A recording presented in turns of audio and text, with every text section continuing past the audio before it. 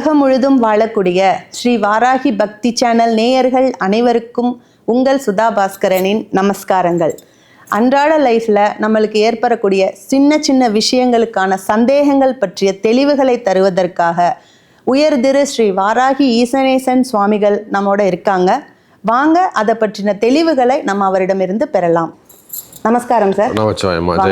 ஜெய் வராகி. நல்லா இருக்கீங்களா? நல்லா இருக்கோம் சார். நீங்க நல்லா இருக்கீங்களா? அருமை அருமை, நல்லபடியா போயிட்டு சார். இப்போ வீட்டில் கார்த்திகை அப்போ தீபங்கள் ஏற்றோம், வழிபாடு பண்றோம், கோயில்களுக்கு போறோம் வரோம், எல்லாம் ஓகே. பட் ஆனால் ஒரு சில விஷயங்கள், இப்போ கோயிலுக்கு என்ன மாதிரி எண்ணெய்களை நம்ம வாங்கி கொடுத்தா நம்மளுக்கு புண்ணியம் செய்கிறோம், என்ன மாதிரி பலன்கள் நம்மளுக்கு கிடைக்கும் அப்படிங்கிறத பற்றி கொஞ்சம் எங்களுக்கு விளக்கம் தரீங்களா? நிச்சயமா. நமச்சிவாயம்மா. ஜெய் வராகி. முதல்ல உலகம் முழுவதும் வாழக்கூடிய அன்பு பக்தர்கள் அனைவருக்கும் உங்கள் தாம்பரம் ஸ்ரீ வாராகி ஈசனேசன் சுவாமியுடைய நல்லாசிகள், வாழ்த்துக்கள். ஜெய் வராகி, ஜெய் ஜெய் வராகி. கண்டிப்பாம்மா, ஒரு நல்ல சந்தேகம் நீங்கள் கேட்டிருக்கிறீங்க. கார்த்திகை தீபம் பொதுவாகவே இந்த தீப வழிபாட்டுடைய நோக்கம் என்னன்னு கேட்டிங்கனாக்கா, இருளை விளக்குவது. நிறைய பேர் சொல்லுவாங்க, ஒரு கஷ்டத்தில் இருக்கிறாங்க அப்படின்னா அவங்க சொல்லக்கூடிய வார்த்தை என்னவா இருக்கும்னா, அந்த கஷ்டத்தை வெளிப்படுத்த தெரியாது. சார், எனக்கு என்ன பண்ணுறதுனே தெரியலிங்க, அடுத்து என்ன செய்கிறதுன்னு எனக்கு தெரியல சாமி அப்படின்னு அந்த எனக்கு அவங்க உள்ளே இருக்கக்கூடிய குழப்பத்தை எப்படி வெளிப்படுத்துவாங்கன்னா, அது இருளாக இருக்குது, ரூட்டு தெரியல. அப்போ அந்த இருளை நீக்குவது தான் தீப ஒளியின் நோக்கம். இப்போ தீப வழிபாட்டுடைய நோக்கம் என்னென்னா, யார் அந்த தீபத்தை ஏற்றுகிறார்களோ, அவங்க ஒரு குடும்பத்தில் நீங்கள் ஒரு விளக்கேற்றுறீங்க அப்படின்னு சொன்னாக்கா, உங்கள் குடும்பத்தில் என்ன மாதிரியான கஷ்டங்கள் இருக்கோ அந்த கஷ்டங்களை எல்லாம் இருள் நீக்குவது. அதனால தான் நம்முடைய இந்து தர்மத்தில் முதல் விசேஷமாக, அது எந்த மாதிரியான விசேஷங்களாக இருந்தாலும், சுபமாக இருந்தாலும் அசுபமாக இருந்தாலும், தீப வழிபாடு, தீபத்தை ஏற்றி வச்சுட்டு தான், அக்னியை சாட்சியாக வச்சு தான் எந்த ஒரு காரியத்தையும் நம்ம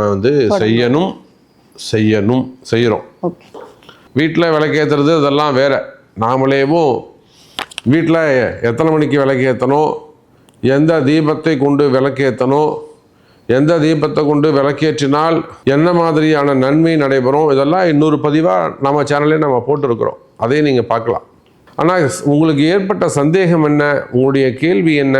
கார்த்திகை தீப திருநாளில் ஆலயத்திற்கு நம்ம ஏதாவது எண்ணெய் வாங்கி கொடுத்தா நமக்கு என்ன பலன் கிடைக்கும், எது அதிகமான நன்மையை கொடுக்கும், எது அதிக நன்மையை கொடுக்கும், அதுதான் விஷயம்.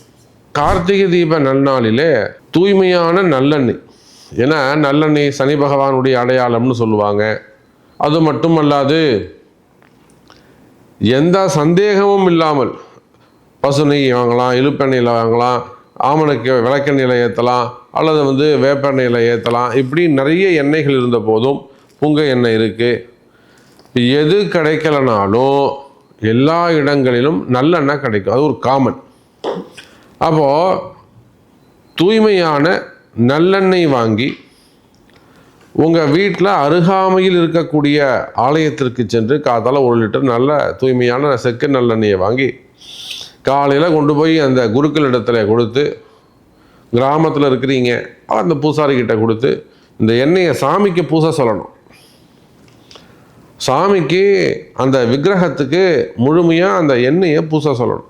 பூசிட்டு மேற்கொண்டு இதை சாயந்தரம் ஒரு பெரிய மகாதீபமாக ஏற்ற வேண்டும். ஏன்னா ஆலயம்னு சொல்லிட்டாலே ஆன்மா லயிக்கின்ற இடம் ஆலயம். இந்த உயிருக்கு எங்கே போய் நின்னா சந்தோஷம் கிடைக்குமோ அதெல்லாம் கோவில் அப்படின்னு நான் சொல்லலைங்க, திருமூலர் சொல்லியிருக்கிறார். அப்போது கோவிலில் தீபம் எரியணும். உங்களுக்கு தெரிஞ்சோ தெரியாமலோ கேள்விப்பட்டோ அருகாமையில் இருக்கக்கூடிய சிறு சிறு ஆலயங்களுக்கு சென்று, சின்ன சின்ன கோவிலாக இருக்கும், அங்கே போய் ஒரு தீபம் ஏற்றிட்டு வாங்க. அந்த கோவிலுக்கு ஒரு 1/2 லிட்டரோ 1 லிட்டரோ உங்களால் முடிஞ்ச நல்லெண்ணெயை வாங்கி கொடுங்க. நீங்கள் வாங்கி கொடுக்கக்கூடிய தீப எண்ணெயினால் அந்த ஆலயத்தில் ஒரு 10 நாள் விளக்கெறியட்டுமே. நிச்சயமாக உங்களுடைய பாபதோஷங்கள் விலகி உங்கள் கஷ்டம் நிவர்த்தி ஆவதற்கான தெளிவு கிடைக்கும். பாவம் போகும்னு சொல்லலை, அந்த பாவம் விலகுவதற்கான மார்க்கம் பிறக்கும். அந்த பாவம் விலகுவதற்கான வழி கிடைக்கும். அப்போ ஏன் தீப வழிபாடுன்னு சொல்கிறாங்கன்னா, இது நம்ம எல்லா இடத்துலையும் இதற்கான விளக்கங்களை கொடுத்துருக்குறோம்.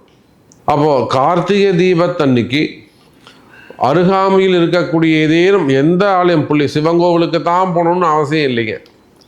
ஒரு திரௌபதி அம்மன் கோவில் இருக்குது, அல்லது ஒரு செங்கேனி அம்மன் கோவில் இருக்குது, அல்லது ஒரு சேனி அம்மன் கோவில் இருக்குது, ஏதோ ஒரு சின்ன ஒரு மாரியம்மன் கோவில் இருக்குது, ஒரு ஐனார் கோவில் இருக்குது, ஒரு கருப்பசாமி கோவில் இருக்குது, ஒரு முருகர் கோவில் இருக்குது, சிதலமடைந்த கோவிலாக இருக்குது. இன்னும் சொல்லப்போனால், இன்னும் கூட உங்களுக்கு புண்ணியம் வேண்டுமா,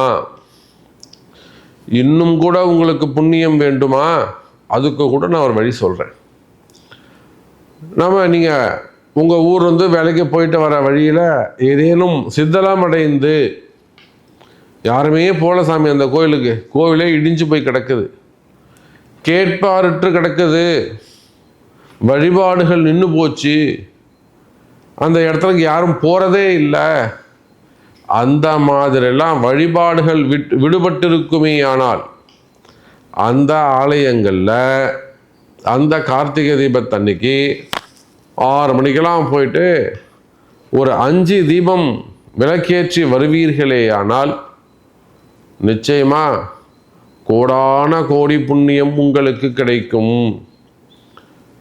எல்லாரும் விளக்கேற்றுற கோவிலுக்கு போயிட்டு நாமளும் எண்ணெய் மேலே எண்ணெயை ஊற்றி அந்த எண்ணெய் கீழெல்லாம் 6 மாதிரி ஓடி அதை துடைக்கிறதுக்கு 4 பேர் உங்களை திட்டி, எப்படி எண்ணெயை ஊற்றிட்டு போயிருக்கு பாரு இது அப்படின்னு நீங்கள் எண்ணெய் கொடுத்ததும் இல்லாமல் உங்களை திட்டவும் செய்வாங்க. அப்போ எங்கெல்லாம் தீப வழிபாடு நின்று போயிருக்கோ, சிதலம் அடைஞ்சிருக்கோ, தேவைகள் இருக்கோ, அந்த மாதிரி ஏழ்மையான ஆலயங்களை கண்டறிந்து 10 நிமிஷம் செலவு பண்ணுங்க, ஒன்றும் தப்பு கிடையாது.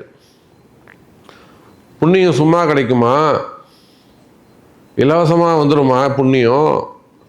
பாவத்தை சந்தோஷமாக பண்ணுறீங்க, தப்பு பண்ணுறப்ப ரொம்ப தைரியமாக தப்பு பண்ணுறீங்க.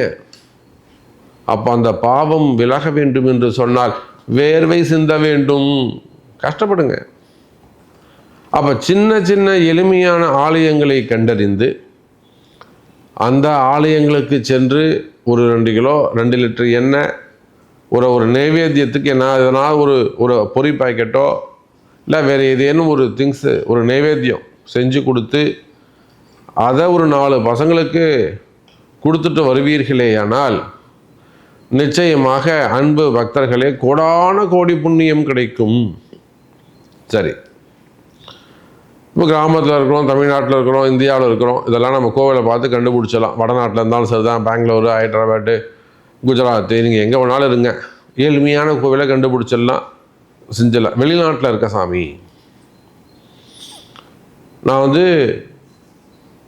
54வது மாடியில் 24வது மாடியில் இருக்கிறேன், நான் எப்படி புண்ணியம் பண்ணுறது? என்னால் வீட்டுக்கு விட்டு வெளியில் போக முடியாது.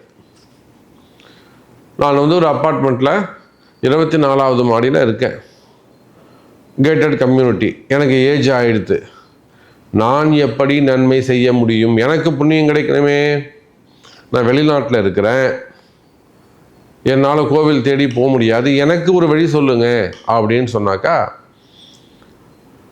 நிச்சயமாக உங்களுக்கு தெரிந்த ஏதேனும் உங்கள் கிராமத்தில் ஒரு கோவில் இருக்கலாம், உங்கள் கிராமத்தில் ஒரு கோவில் இருக்கலாம். அந்த மாதிரி கிராமத்து கோவிலுக்கு ஒரு ஃபோன் போட்டு, ஐயா நீங்கள் ஒரு 500 ரூபா கொடுக்குறேன், நீங்கள் ஒரு லிட்டர் எண்ணெய் வாங்கிக்கோங்க, சாமிக்கு நல்லா திருப்தியாக நல்லா அகண்ட தீபம் போடுங்க, பெரிய திரி போட்டு நல்லா, ஏன்னா இன்றைக்கி 1 லிட்டர் எண்ணெய் 480 ரூபா 500 ரூபா எடுதுங்க.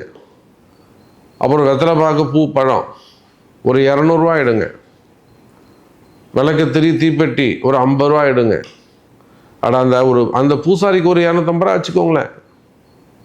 அப்போ ஒரு 1000 ரூபா உங்களால் முடிஞ்சது, சாமியை 1 லிட்டர் எண்ணெய் வாங்கிக்கோங்க, திருப்தியாக தீபம் ஏற்றுங்க. அந்த வார்த்தையை சொல்லணும். நீங்கள் எப்படி சொல்லணும்? ஐயா திருப்தியாக தீபம் ஏற்றுங்க, தீபத்தை ஏற்றி நல்லா உயரக்க வைங்க, 1 கிலோமீட்டர் தள்ளி நின்னாலும் அந்த தீபம் தரிசனம் பண்ணணும், முடிஞ்சால் எனக்கு ஒரு ஃபோட்டோ பிடிச்சி அனுப்புங்க, நான் இங்கிருந்தே தரிசனம் பண்ணுறேன், கையெடுத்து கும்பிட்றேன், என்னால் நம்ம ஊரை மறக்க முடியாது அப்படின்னு சொல்லிட்டு நீங்கள் வெளியூரில் இருந்தாலும் வெளிநாடுகளில் இருந்தாலும் தாராளமாக நீங்கள் இந்த புண்ணிய விஷயத்தில் பங்கு பெறலாம்.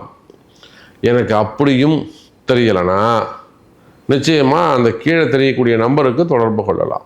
ஆலய தீபம், ஏன்னா ஆலயங்களில் தீபம் எரியாத ஆலயங்களை கண்டுபிடித்து அதுக்கு தீபம் வாங்கி கொடுத்துக்கிட்டு இருக்கோம்.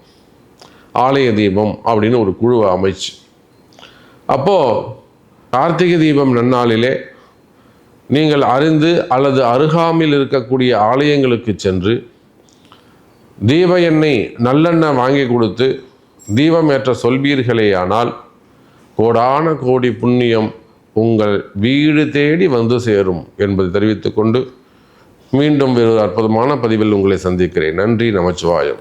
ஜெய் வராகி, ஜெய் ஜெய் வராகி. அருமை சார், அருமையாக விளக்கம் தந்தீங்க. எங்களோட சந்தேகங்களுக்கான தீர்வு ரொம்ப அருமையாக தெளிவாக எங்களுக்கு கிடைச்சதுல எங்களுக்கும் மகிழ்ச்சி. இது போல இன்னும் பல ஐயங்களுக்கான தீர்வுகளை உங்கள் மூலமாக நாங்கள் தெரிஞ்சுக்க விரும்புகிறோம். வேற ஒரு பதிவில் அடுத்து சந்திக்கலாம். நன்றி, நமஸ்காரம். நமஸ்காரம். ஜெய்.